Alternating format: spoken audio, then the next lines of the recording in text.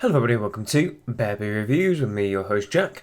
And tonight's little beer that we have here is one that I've just recently picked up from the junkyard in Nottingham. This is Headlands Brewing Company with their Groupe G Belgian Rye Pale Ale, clocking not unhealthy 6.5%, and it's 48 IBUs as well, which is pretty cool.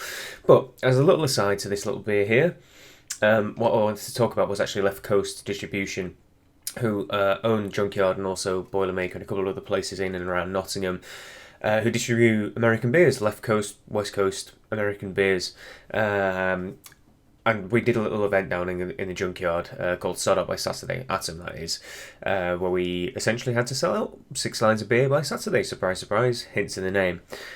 But Nigel, the guy who owns Junkyard and Left Coast Distribution, was so passionate kind of about the products that he distributes. And essentially the story is that they went up and down the Californian coast, so the entire West Coast, I should say, and visited as many breweries as they physically could, but with a big veto and only choosing a small select few that they can then kind of go forward and actually bring back and bring across the UK. And nothing that no one's already brought back, so no kind of like Firestone Walker, Ballast Point, or stuff like that, or Aerosmith, those sort of breweries, but something that no one's brought back. So these are quite a well curated and selected list of beers.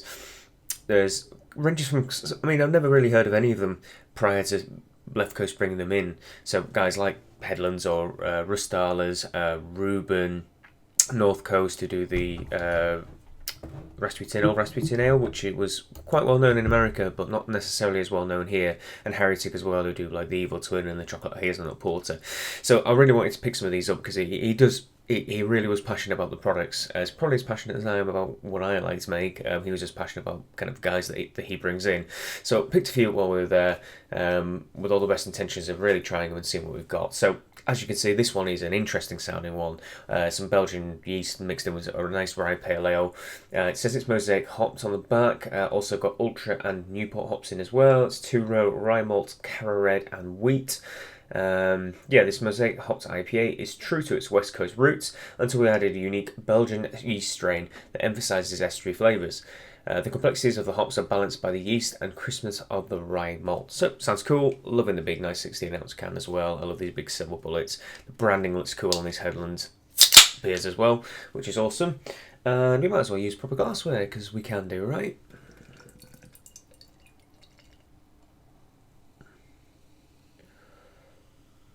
So, leave a little bit of space, and we have got a wonderful clear little beer here. It's got a nice peachy, kind of dark peachy colour going on there. Nice little kind of twinge of copper in it. Good fluffy head on the top as well. Nice fine bubbles in there, but it gets a little bit kind of larger bubbles, a bit more inconsistent near the top too. Looks the piece, looks like it's got some kind of fluorescent orange. That's kind of the colour that rye gives beer, in my opinion, at least when I've used it. So let's get a nose in there and give it a good old smell. Oh, hello. Ooh, there's a little bit of funk in there. You can really smell this kind of estery Belgian yeast. But almost kind of barnyard as well. Almost, I wouldn't say it is Brettanomyces, but almost a Bretted note too. There's a lot of spicy rye malt in it as well. And sweetness, the kind of crystals coming through too. I'm not particularly getting the hops, if I'm honest, but I'm definitely getting the Belgian malt. And hugely rye. It does smell like just kind of crushed rye malt right under your nose.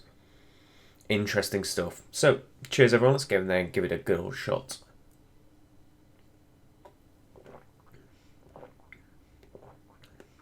Ooh, it's juicy, really juicy.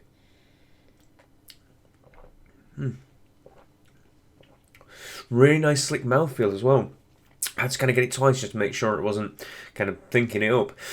But there is a really intense rye flavour in this. It is like all rye malt right at the beginning. Kind of candied almost. And like I said, it's like someone's just crushed rye malt under your nose. Like you've just chucked a whole handful of rye into your mouth. Crisp and dry and this interesting spicy note going on. The Belgian yeast mixes perfectly with that spiciness by adding its own estery profile. Really, really tropical fruity, candied fruits. Like if you get a little bag of those tropical fruit mixes from the supermarket, like dried raisins and bits of pineapple and mango and all that sort of stuff. And it's like having a mouthful of that with this spicy rye underneath at the bottom of it all. There's not a huge amount in the way of bitterness, but I think it's probably because the Belgian esters are just kind of overpowering that and just leaving a slightly sweeter, nice phenolic, fruity Belgian flavour at the end, with all that kind of bubblegummy notes going on. Oh yeah, yeah. You can. It's juicy. It's just juicy. You can tell there's loads of hops in there, but they've all been used kind of post boil and dry hopping to get that nice fruity characteristic to it without any kind of bitterness in it. The Belgian yeast is just playing perfectly. The rye comes through so well in this. I don't know how they got the rye to come so through pungently, but also balanced. Yeah, it's a really good beer. I can see if you're in the land of massive IPAs on the whole west coast of America, to come across this must really be an interesting little mouthful. To try a really decent Belgian ale with such interesting flavours in. Yeah, it's really good. Yeah, so just if you see it, pick it up. It's well worth trying. Headlands Brewing Company. I would love to hear what people think of these because, like I say, until kind of I went to the junkyard, and I think I've seen them a few times online and a few different retailers who obviously left coast must sell to.